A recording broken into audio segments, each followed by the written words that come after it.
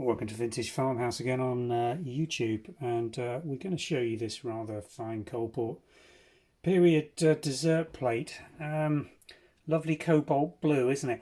Made in two colour versions this. We see it on the internet in this cobalt blue with the gold, often referred to as a sort of almost like a Palladian design with this hatching. Looks a bit like the Brighton Pavilion roofs, that sort of Indian-esque type of draw on it, but then you hit that very English hand coloured floral block in the centre, and you know this is a period piece of Coalport.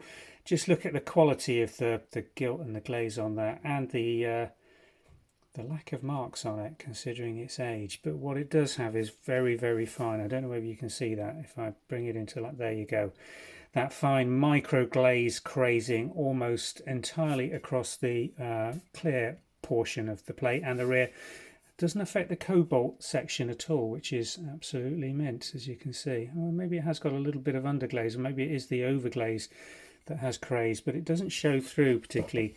On the rear you can see that. Now there you've got that lovely period green Coalport made in England mark, which gives us the dating for this plate, and then you've got the stamped, and I think that's stamped as opposed to handwritten. I think the C's handwritten, but the 5879 looks printed in that font, doesn't it?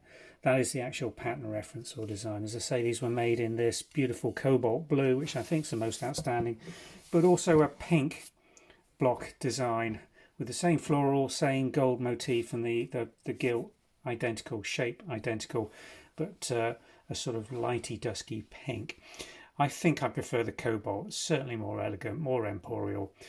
These would have been part of a very expensive and very extensive dinner service around late Victorian era. We're looking sort of 1890s to 1900, 1910 to 1914 at the very latest, because after the First World War they really weren't producing anything quite of this standard and quality for quite some time.